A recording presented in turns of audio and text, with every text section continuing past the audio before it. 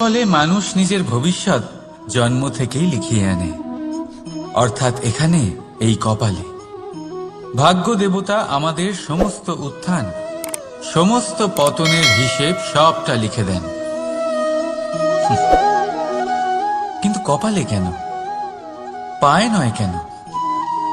যদি পায়ে লেখা হয় তাহলে আমরা পড়তে পারবো, যদি কপালে লেখা হয় আমরা ছাড়া বাকি সবাই পড়তে পারবে। এবারে আমাদের কপাল এখানে তাই প্রতিফলিত হয় যা আমাদের মস্তিষ্কে আছে, আর মস্তিষ্কে থাকে আমাদের ভাবনা। তাই এই ভাবনার ধনাত্মক হওয়া অত্যন্ত জরুরি।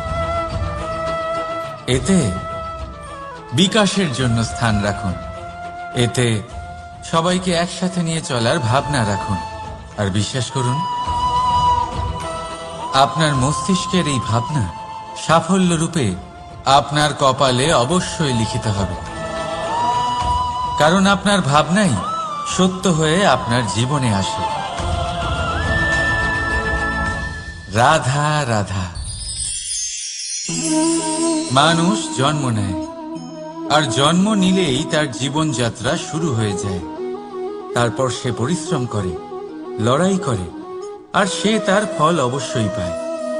সেই নিজের জীবনযাত্রা নিজেই সাজায়। তার জীবনে ভয় ততক্ষণ প্রবেশ করে না যতক্ষণ না সে জীবনে কিছু অর্জন করে। একবার সে কিছু পেয়ে গেলে তারপরে সেটা হারিয়ে যাওয়ার ভয় মনের মধ্যে জন্ম নেয়। তারপর সে ভাগ্য, জ্যোতিষ, ভবিষ্যৎ এই সব দেখতে ব্যস্ত হয়ে পড়ে। আমি আপনাকে একটা প্রশ্ন করছি, আপনি যখন এই সংসারে এসেছিলেন কি নিয়ে এসেছিলেন যে আপনি হারাবেন? কিছুই না। আপনার বশে আপনার জীবনের সেই মুহূর্তই আছে যা আপনার হাতে আছে, অন্য কিছুই নয়। আপনার হাতে আছে আপনার কর্ম। যে জীবনে দুর্ভাগ্যে হতাশ হয় না, যে অসফলতার জন্য ভেঙে পড়ে না, সেই এই জীবনে বিজয়ী হয়। বলুন, যখন আপনার জীবনে কিছুই ছিল না কি করেছিলেন? পরিশ্রম করেছিলেন, লড়াই করেছিলেন, আর সেই সব কিছু পেয়েছেন যা পেতে চেয়েছিলেন। তাহলে আজ সব পাওয়ার পর ভয় কিসের? সেই সব জিনিস কি আপনাকে পরিশ্রম করার থেকে আটকায়? না। সেই জন্য নিজের হাতের রেখায় কখনো নিজের পথ খুঁজবেন না, কারণ এই সংসারে যাদের হাতই নেই তারাও নিশ্চিতভাবে তাদের নিজের পথ নিজেই বানিয়ে নেয়।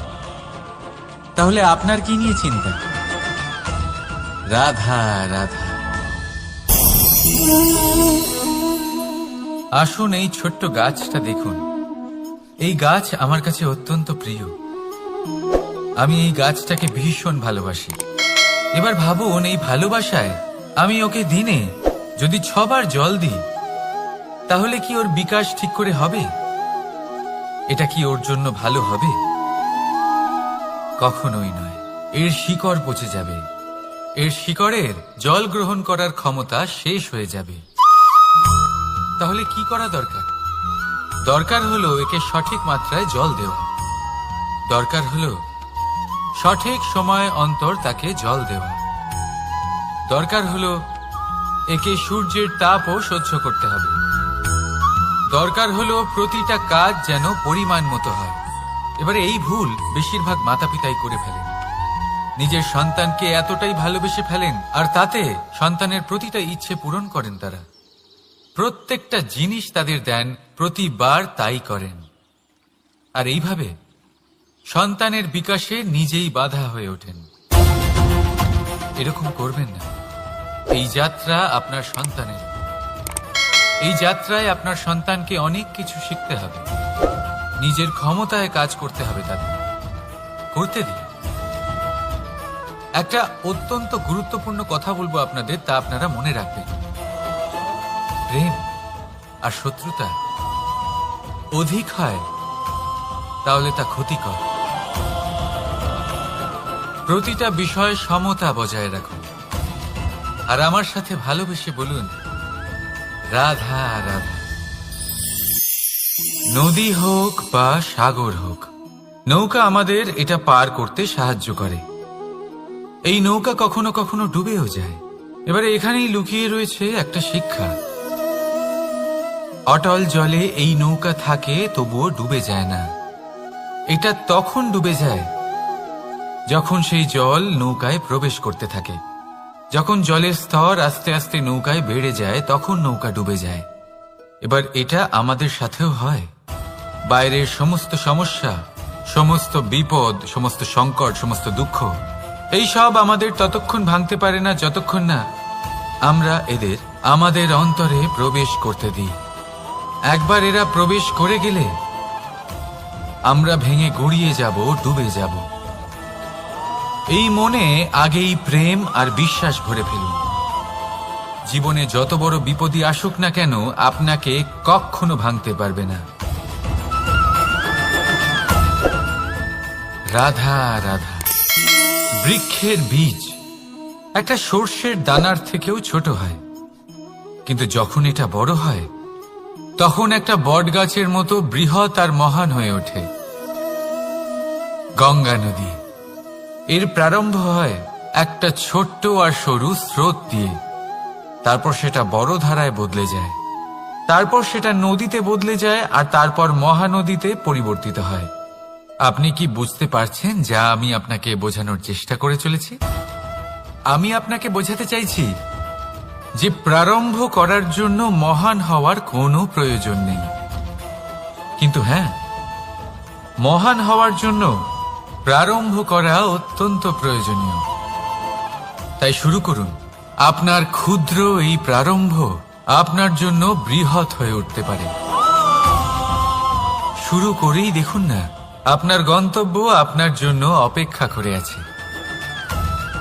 রাধা রাধা। উপহার, উপহার কারোর জন্য বস্তু হতে পারে, তো কারোর জন্য অনুভূতি।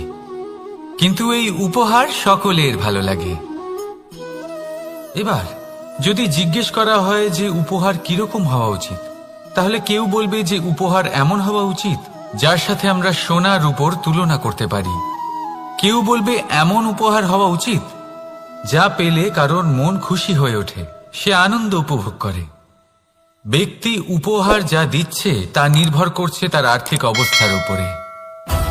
কিন্তু উপহার যাই হোক না কেন, তাতে একটা অনুভূতির অভাব কখনোই থাকা উচিত নয়, আর সেই অনুভূতি হল ভালোবাসার অনুভূতি।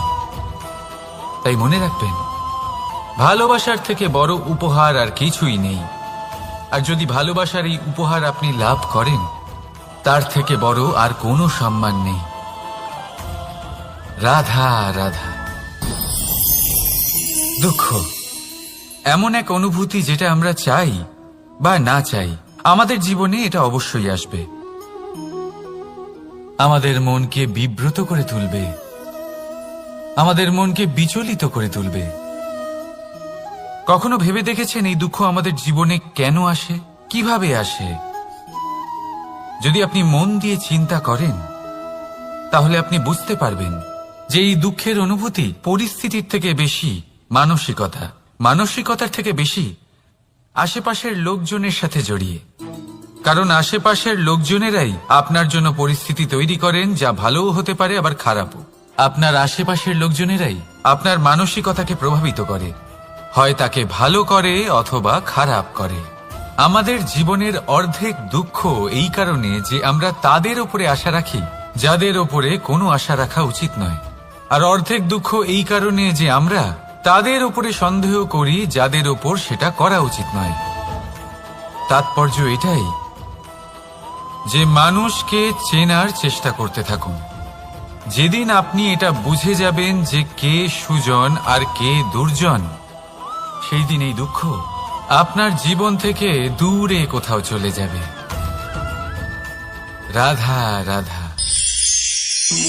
জীবনে আমরা সবাই, এই সংসারে প্রত্যেকেই শুধুমাত্র ওপরে উঠতে চায়।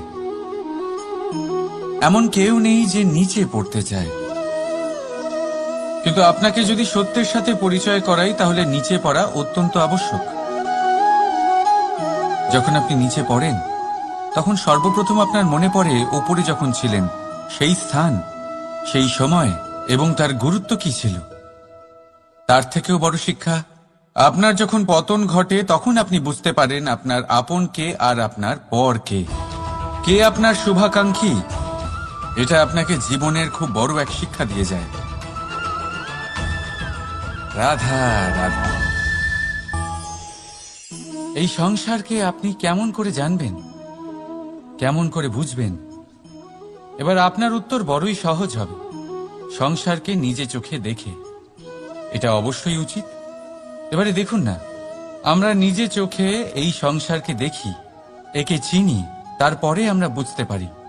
কিন্তু আমরা এটা খেয়াল করতে পারি না যে সমস্ত সংসারকে দেখছে যে চোখ, তা কতটা ছোট হয়, তাই না?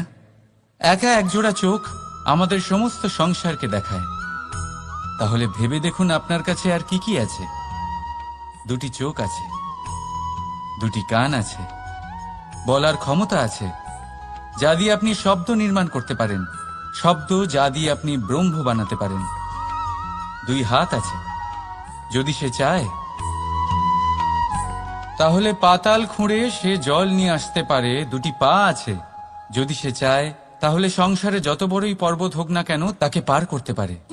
একটা হৃদয় আছে যে প্রেমের বন্ধনে সবাইকে বেঁধে রাখে। একটা মন আছে যে প্রকাশের থেকেও বেশি তীব্র গতিতে চলে। এক মস্তিষ্ক আছে যে যত বড়ই সমস্যা হোক না কেন সমাধান বের করে ফেলে। এবারে ভেবে দেখুন আপনার কাছে কি কি নেই। বোঝার চেষ্টা করুন আপনি কতটা ধনবান। এই সংসারে সেই ব্যক্তি সুখী নন যার কাছে ধন আছে, সুখী সেই যে ধনের সদ্ব্যবহার করে। ঠিক তেমনি আপনার ধন হলো আপনার এই শরীরের ক্ষমতা। এই শরীরের ক্ষমতাগুলিকে ব্যবহার করে ধনাত্মক দৃষ্টিভঙ্গিতে সবকিছু দেখুন। এই সংসারকে বুঝুন, নিজেকে বুঝুন। এই সুখ চাইলেও আপনার থেকে দূরে থাকতে পারবে না। রাধা রাধা। এই পেরেককে দেখতে পাচ্ছেন আপনি? এর আকার কতটা সুন্দর, আর এই আকারের কারণেই খুব সহজেই একে দেওয়ালে রোপণ করা যায়। কিন্তু যখন আপনি এই পেরেককে দেওয়াল থেকে বাইরে আনেন, আপনি দেখবেন ওখানে একটা চিহ্ন রয়ে যায়। ঠিক এমনই হলো আমাদের মুখ থেকে বের করা কড়া শব্দ। যখনই আমাদের মুখ থেকে এই কটাক্ষ বেরোয়, তখন তা কোনো ব্যক্তির মনকে আঘাত করে। আর তারপরে আপনি যতই তার কাছে ক্ষমা চান না কেন, কিন্তু তাও তার সেই ঘা পূরণ হয় না। আপনার বলা সেই কথা, সেই কঠোর চিহ্ন ওই ব্যক্তির মনের দেওয়ালে খোদাই হয়ে থাকে। সেই জন্য আমি সব সময় বলি, এই শব্দের শক্তিকে আপনারা বুঝুন, এর মাহাত্ম্যকে বুঝুন। এই শব্দ ব্রহ্ম। কারণ যেভাবে আপনাকে এই শব্দ বিজয়ী করে তোলে, সেইভাবেই এই শব্দ আপনার ব্যাকুলতার কারণে, আপনার বাচন ভঙ্গির কারণে, আপনার অতি উৎসাহের কারণে আপনাকে বিপরীত প্রহারও করতে পারে, যতই আপনার মন সুন্দর ও মধুর হোক না কেন। রাধা রাধা। সম্পর্ক, এই সম্পর্ক বন্ধুত্বের হোক বা ভালোবাসার, এর আধার হলো হৃদয়। এবার এই হৃদয়ের কথা বাইরে বের করার জন্য আমাদের দরকার পড়ে শব্দের। এবার আমরা এই ভুল অনেকবার করে ফেলি। এই শব্দ মিষ্টি হোক বা হোক কর্কশ, সেই ভিত্তিতেই আমরা সম্পর্ক পরিমাপ করি। এটাকেই সম্পর্ক ভেবে নিই আমরা, আর এটাই আমাদের সব থেকে বড় ভুল। তাই মনে রাখবেন, এই সম্পর্ক শুধুমাত্র হৃদয় দিয়ে গড়ে তোলা যায়। যেটা শব্দ দিয়ে গড়া যায় সেটা সম্পর্ক নয়। আর তাতে আক্রোশ শুধুমাত্র শব্দের মধ্যে থাকা উচিত, হৃদয় নয়। তাই শব্দ দিয়ে নয়, হৃদয় দিয়ে অন্তর থেকে ভালোবাসুন আর তাকে গড়ে তুলুন। আর আমার সাথে বলুন, রাধা রাধা।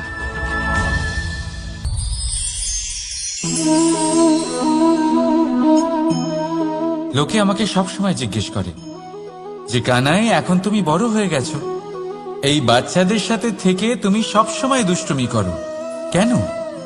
তুমি বড় হয়ে গেছো, বড়দের মতো থাকো। বেশিরভাগ লোকে এটা বুঝতে পারে না, ভাবে উনি তো ভগবান, ভগবানের মতো গম্ভীর নয় কেন? এবারে আমি কি করে বোঝাবো সবাইকে যে আমার ভগবান হওয়ার পিছনে যে সবচেয়ে বড় রহস্য, তা হলো এই বাচ্চারাই। আমার শক্তি কোথা থেকে আসে? সমস্ত সমস্যার সমাধান করার শক্তি এই বাচ্চাদের থেকেই তো আসে। জীবনে বাঁচার শক্তি, সংসারকে প্রেম শেখাবার শক্তি এই বাচ্চাদের থেকেই আসে। কারণ বাচ্চাদের থেকে বড় কোনো ভগবান হয় না। এবারে দেখুন না, পুরাণ আর বেদের কোনো জ্ঞান নেই ওদের, কিন্তু খুব ভালোভাবেই জানে যে একজন উদাস ব্যক্তির মন কি করে ভোলানো যায়, কি করে তাকে আনন্দ দেওয়া যায়। আর এ এক বিশাল ব্যাপার। কোনো ন্যায়, কোনো নীতির জ্ঞান নেই ওদের, কোনো ভেদাভেদ করতে জানে না। কিন্তু এটা অবশ্যই জানে একজন একা অজানা ব্যক্তিকে নিজের দলের সদস্য কি করে বানাতে হয়, কি করে তাকে আপন করতে হয়। আর এ এক বড় ব্যাপার। এই বাচ্চাদের থেকে অনেক কিছু শেখার আছে। তাই আপনারাও নিজেদের জীবনে গম্ভীর হওয়ার চেষ্টা কখনোই করবেন না। আর যদি করেন তাহলে এই সংসার খুবই নীরস লাগবে আপনার। আপনিও বাচ্চাদের মতো নিষ্পাপ থাকুন আর নিজেকে আনন্দে রাখুন।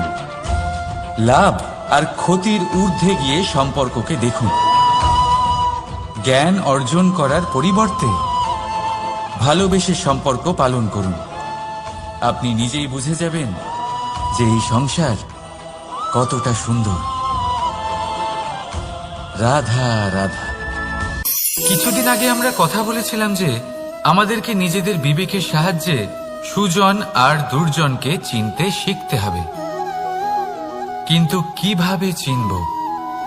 কি গুণ থাকে তাদের? সুজন কি সে যে আস্তিক হয়, যে ঈশ্বরকে বিশ্বাস করেন, যে তাকে ভয় পান? নাকি দুর্জন সে যে ঈশ্বরকে বিশ্বাস করেন না, তাকে ভয় পান না, শুধুমাত্র নিজের কাজ করে যান?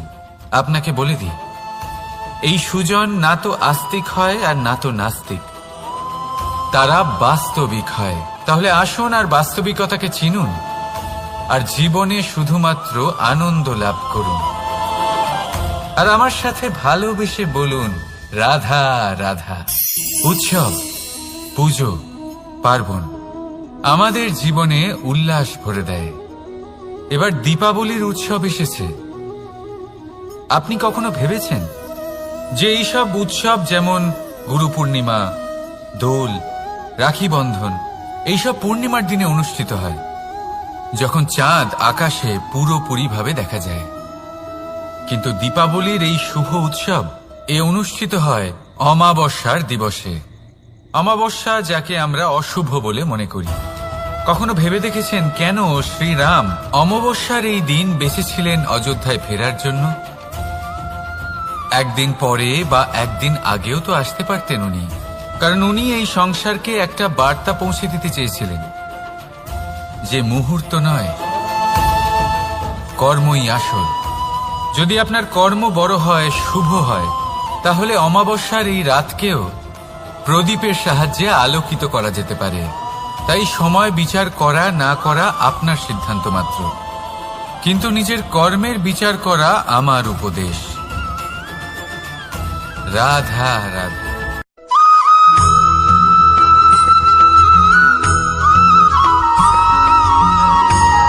কথায় আছে প্রত্যেক পুত্র তার পিতার প্রতিচ্ছবি হয়, আর সমস্ত প্রতিচ্ছবি চায় যেন সে তার অস্তিত্ব প্রাপ্ত করতে পারে।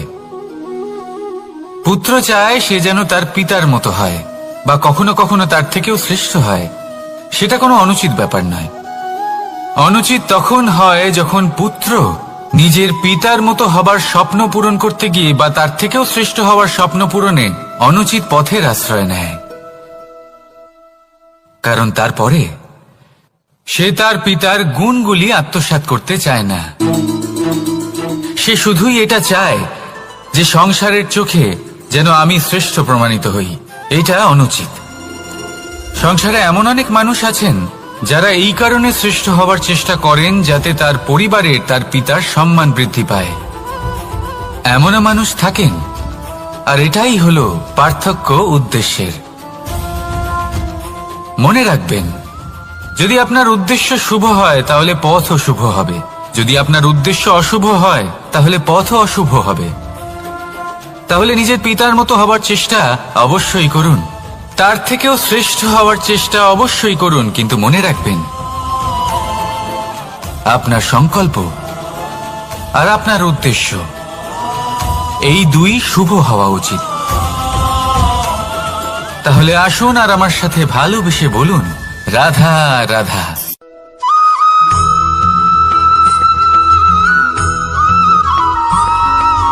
বসন্ত ঋতু, এই সময় মন আনন্দে ভরে থাকে।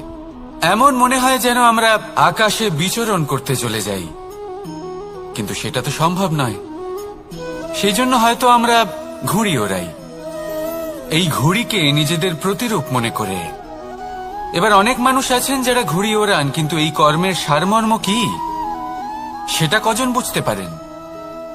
আপনি এটা মনে করুন যে আপনি হলেন সেই ঘুড়ি, আর এই সুতো যিনি ধরে রয়েছেন তিনি হলেন পরমাত্মা। আর এই সুতো যেখান থেকে শুরু হয় সেই লাটাই হলো আমাদের কর্মচক্র। এবার আপনি নিজেই অনুমান করুন যে এই উড়ান কার ওপর নির্ভরশীল, পরমাত্মার ওপর আর আপনার কর্মের ওপর। যদি পরমাত্মা আপনার হাত ধরে থাকেন, আপনার সাথে থাকেন, যদি আপনি শুভ কর্ম করতে থাকেন, আপনি এই আকাশে উড়তে থাকবেন। কিন্তু কোথাও কোথাও যদি পরমাত্মার সাথে এই বন্ধন ছিন্ন হয়, আপনার কর্মচক্র খারাপ হয়ে যায় বা থেমে যায়, তাহলে আপনার এই ঘুড়ি কেটে যাবে আর দূরে কোনো গাছের ডালে গিয়ে আটকে যাবে। তাই শুধুমাত্র ঘুড়ি ওড়াবেন না, তার থেকে শিখুন, পরমাত্মার সাহচর্যে থাকুন, সবসময় শুভ কর্ম করতে থাকুন আর সবসময় এই আকাশে উড়তে থাকুন। আসুন আর আমার সাথে ভালোবেসে বলুন, রাধা রাধা।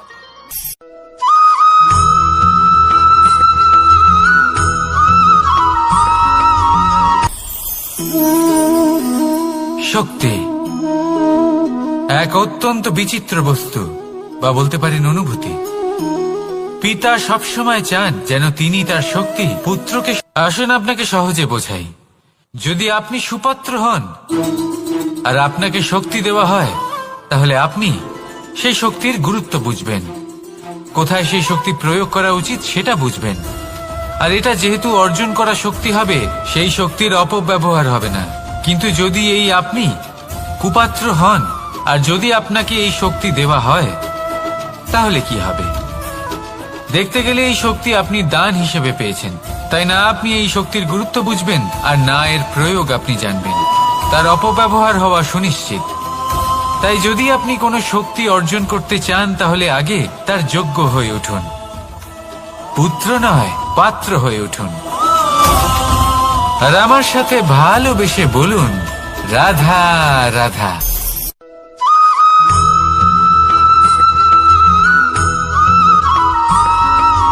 প্রত্যেক মানুষ নিজের জীবনে হীরক তথা হিরে এবং দর্পণ এই দুই দেখেছেন। এই দুই হলো সাদা এবং এরা দুজনেই আলোর প্রতিফলন ঘটায় এবং এরা দুজনেই উজ্জ্বল হয়ে ওঠে। আপনি হয়তো মনে মনে ভাবছেন যে এটা কি ধরনের তুলনা করছি। একটা হিরে তো রত্ন, তার মূল্য দর্পণের থেকে অনেক গুণ বেশি।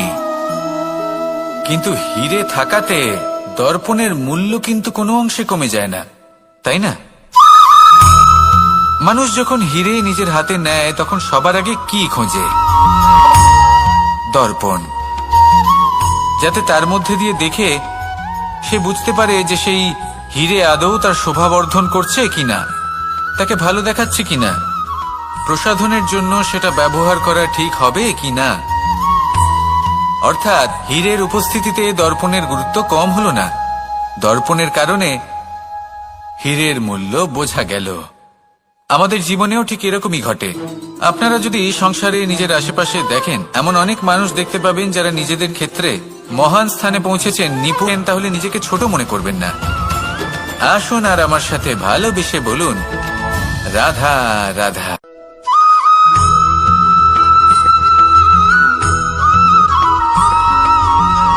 সংসারে আমাদের জীবনে যখন কোনো সুখ বা দুঃখ আসে, তার জন্য আমরা কাউকে না কাউকে অবশ্যই দায়ী করে থাকি, তাই না? এই ব্যক্তি আমাদের সাথে এরকম কাজ করেছেন, তাই আমার সাথে এমন হলো। ওই ব্যক্তি যদি এমনটা না করতেন, তাহলে আজ আমি ওই স্থানে পৌঁছতে পারতাম। সবই আপনার দৃষ্টিভঙ্গির ওপর নির্ভরশীল, আর যদি আপনার দৃষ্টিভঙ্গি এমন হয়, তাহলে তা অনুচিত। সত্যি কথা বলতে, এই সংসারে ভিন্ন ভিন্ন ধরনের মানুষ আছে। এটা আপনার উপর নির্ভর করছে কিভাবে তাদের স্বাগত জানাবেন। একবার ভাবুন, আমি আমার দুটো হাত সামনে নিয়ে এলাম, দুটো মুঠো খুলে দিলাম। দুই প্রকারের মানুষ আসবেন, কিছু না কিছু দিয়ে যাবেন। এই মুঠো যদি আমি বন্ধ করে দিই, তাহলে না কেউ আমাকে কিছু দিতে পারবে, না আমার কিছু যাবে আসবে। নিশ্চয়ই বুঝতে পারছেন এই দুই ধরনের ব্যক্তি কারা এবং তারা কি দিয়ে যান। আমি যদি নিজের মুঠো খুলে দিই, তাহলে কিছু ভালো মানুষ আসবেন, আমাকে আনন্দ, সন্তুষ্টি, জ্ঞান প্রদান করে যাবেন, ভালো অভিজ্ঞতা দিয়ে যাবেন। কোনো খারাপ ব্যক্তি যদি আসেন, তাহলে তিনিও খারাপ অভিজ্ঞতা দেবেন, যার থেকে আমি শিক্ষা লাভ করব। এই সব কিছু আমি লাভ করতে পারি। মুঠো যদি বন্ধ করে রাখি, তাহলে আমি কিছুই পাবো না। দেখুন, এই সংসারে প্রত্যেকের জীবনে এইরকম। প্রত্যেকের জীবনে সবকিছুই আছে, ভালো খারাপ দুই মানুষই আছে। ভালো অভিজ্ঞতা আছে, খারাপ অভিজ্ঞতা আছে। নির্ভর করছে আপনার উপর যে আপনি কি করবেন, এনাদের স্বাগত কিভাবে জানাবেন, কার থেকে কি বুঝবেন, কি শিখতে পারবেন, আর কোন দৃষ্টিভঙ্গি নিয়ে অগ্রসর হবেন। এটাই নির্ধারণ করবে যে আপনার জীবন কেমন হবে। আসুন আমার সাথে ভালোবেসে বলুন, রাধা রাধা।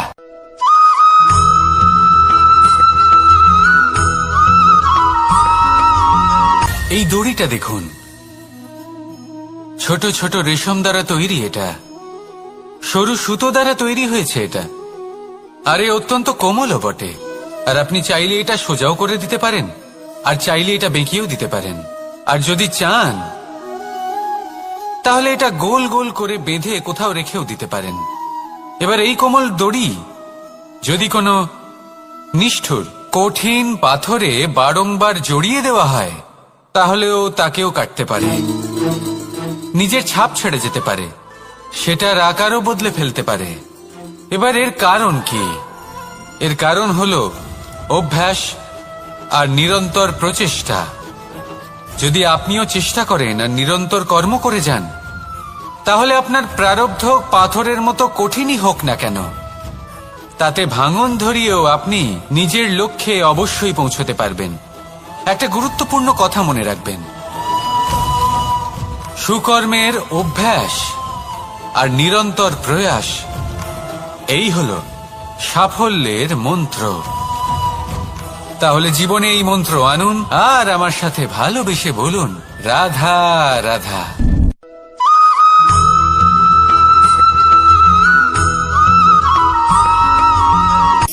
শক্তি শক্তি অর্জন করা এতটা কঠিন নয় যতটা শক্তি লাভ করার পরে সেই শক্তি সামলানো কঠিন হয়। কারণ যেই মানুষ শক্তি লাভ করে, তার মনে গর্ববোধ জন্মায়, জন্মায় অহংকার, জন্মায় জেদ। তাই শক্তি প্রাপ্ত করার সাথে বিনম্র থাকাও অত্যন্ত আবশ্যক। আর এটা আমাদের শেখা উচিত বৃক্ষের থেকে। বৃক্ষ যা আমাদের ফল দেয়, বৃক্ষ যা যত ফল দেয় ততটাই ঝুঁকে যায়। আমরা পাথর মারি ওই বৃক্ষের থেকে ফল প্রাপ্ত করার জন্য।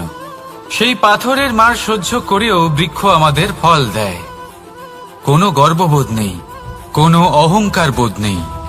আর সেই জন্য এই বৃক্ষের পুজো করা হয়। এটাই হলো মাহাত্ম্য শক্তির সাথে বিনম্রতার।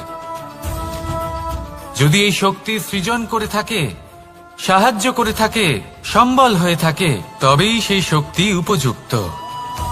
আর নয়তো সেই শক্তি একদিন আপনাকে আসক্ত অবশ্যই করবে। তাহলে শক্তি অবশ্যই অর্জন করুন, কিন্তু তার সাথে সেই শক্তি সামলানোর মতো বিবেকও আপনাকে অবশ্যই জাগ্রত করতে হবে। তাহলে আসুন আমার সাথে ভালোবেসে বলুন, রাধা রাধা।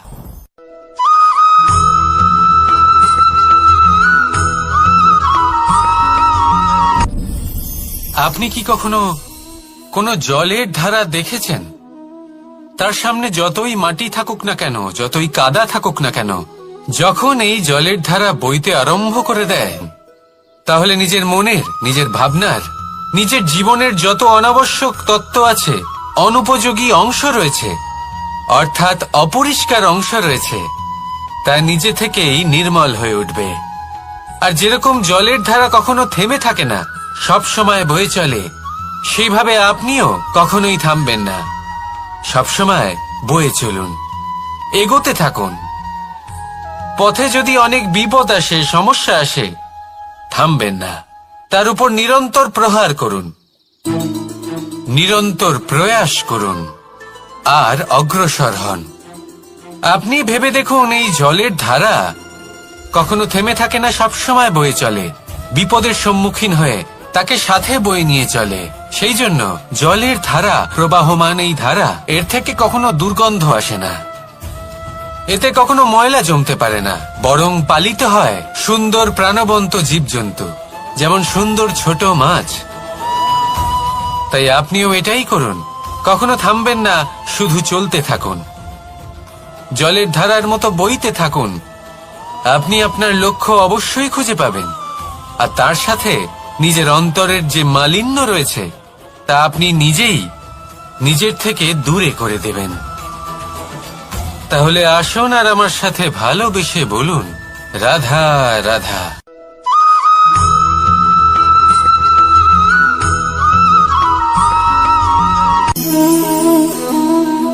নিয়তি। রাধা আমাকে বলে, কৃষ্ণ, যদি তুমি জানো যে নিয়তিতে কি আছে, তাহলে তাকে বদলে দাও না কেন? মহাদেব আমাকে বলেন যে, শ্রীকৃষ্ণ, যদি আপনি এটা জানেন যে সাম্বের নিয়তি এটাই, তাহলে আপনি তাকে বদলানোর চেষ্টা কেন করেন? কেন? কারণ আমি একজন পিতা, আর পিতার কর্তব্য এটাই, তিনি যেন সম্ভাব্য সব চেষ্টা করেন নিজের সন্তানের মঙ্গলের জন্য। নিয়তি আমি জানি, কিন্তু এটাও আমি জানি যে কর্মের থেকে বড় আর কোনো নিয়তি হতে পারে না। অভিজ্ঞতাও রয়েছে যে কর্মের হাতে নিয়তির এই চক্র বদলে যেতে পারে। তাই জীবনে যদি আপনার কখনো এমন মনে হয় যে এটা তো অসম্ভব, তখনও চেষ্টা করা কখনোই ছাড়বেন না। কে বলতে পারে আপনারই কর্মের কোনো এক বীজ হয়তো নিয়তির চাকায় আটকে গেল, আর নিয়তিকে নিজের পথ পাল্টাতে হলো, ঠিক কিনা? সেই জন্য নিয়তিকে ভাগ্য মেনে নিয়ে চুপ করে বসে থাকবেন না। নিজের নিয়তি স্বয়ং নিজের কর্মের দ্বারা নির্ধারিত করুন, কারণ আপনার এই কর্মের ওপরেই আপনার অধিকার রয়েছে, আর এই অধিকারকে নিয়তি অনেক সময় সম্মানও করে। তাহলে আসুন আর আমার সাথে ভালোবেসে বলুন, রাধা রাধা।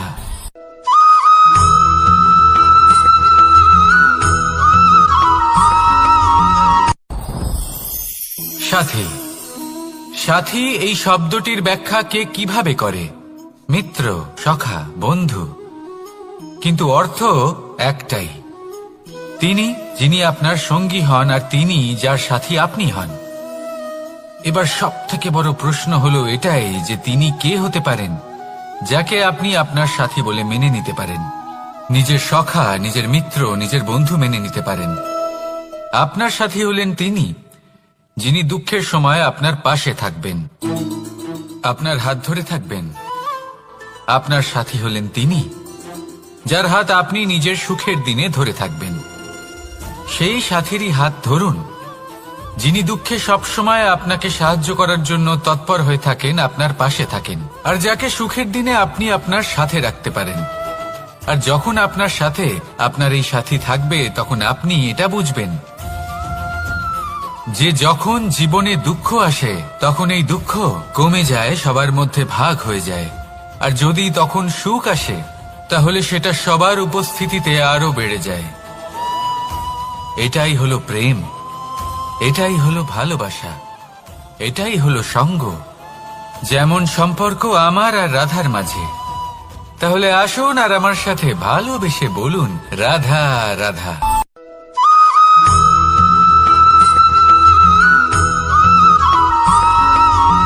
পঞ্চতত্ত্বের মধ্যে দ্বিতীয় তত্ত্ব হল ধরণী, ভূমি, যাকে আমরা ধরণী মাতা বলি।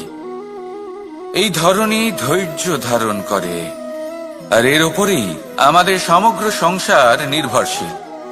কারণ এই ভূমি সহ্য ক্ষমতা রাখে, এর সহ্য ক্ষমতা হল অপরিসীম। সন্তান যতই আঘাত প্রদান করুক না কেন, প্রেম পূর্বক সহ্য করে, আর তার বদলে অমূল্য রত্ন প্রদান করে।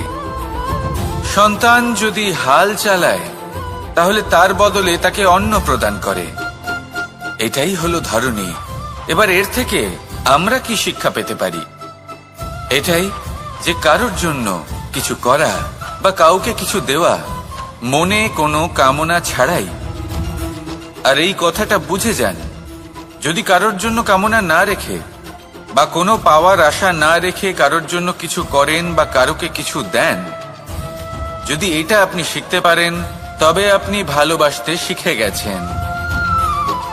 আর সেই জন্যই এই ধরিত্রীকে মাতা বলা হয়। কারণ মাতা শুধু উনি নন যিনি গর্ভে সন্তানকে ধারণ করেন, মাতা তো উনিও যিনি জীবন বাঁচতে শেখান, যিনি জীবন বাঁচার উদাহরণ প্রদান করেন। তাহলে ধরণীর থেকে এই নিঃস্বার্থ ভাব শিখুন, নিঃস্বার্থ ভালোবাসা শিখুন, আর এই ভালোবাসার সাথেই বলুন, রাধা রাধা।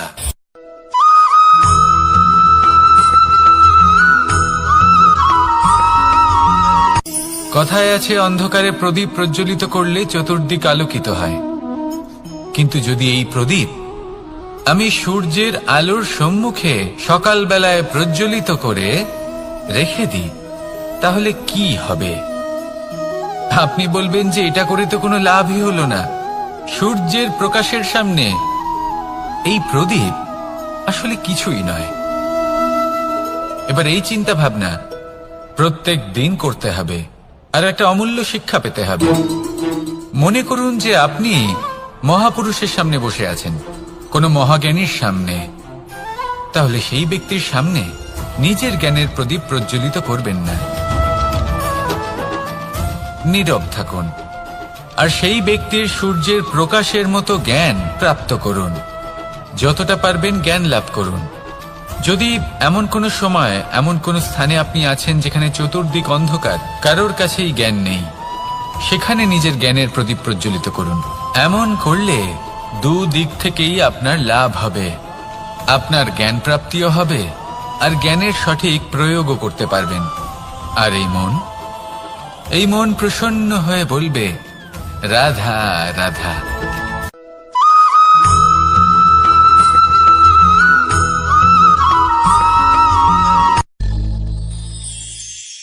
শিশিরের বিন্দু পাতার ওপর পড়ে আর তার গায়ে লেগে থাকে। পাতা তাকে শুষে নিতে পারে না, আর শেষ পর্যন্ত সে ঝরে পড়ে যায়। অন্যদিকে রয়েছে মেঘ এবং চাতক। এদের মধ্যে অনেক দূরত্ব থাকে। মেঘ থাকে আকাশে আর চাতক থাকে ধরিত্রীতে। কিন্তু যখন এই মেঘ থেকে বৃষ্টি ঝরে পড়ে, এই চাতক কিন্তু সেই জলই পান করে, নয়তো সে তৃষ্ণার্ত থেকে যায়। এবার অন্যদিকে দেখলাম শিশির বিন্দু আর পাতার এই সম্পর্ক। এরা খুব কাছাকাছি থাকে, ঘনিষ্ঠও থাকে। অন্যদিকে রয়েছে মেঘ এবং চাতকের সম্পর্ক, যাদের মধ্যে অনেক দূরত্ব থাকা সত্ত্বেও তারা খুব ঘনিষ্ঠ, তাই না? এই সারমর্ম খুব সরল।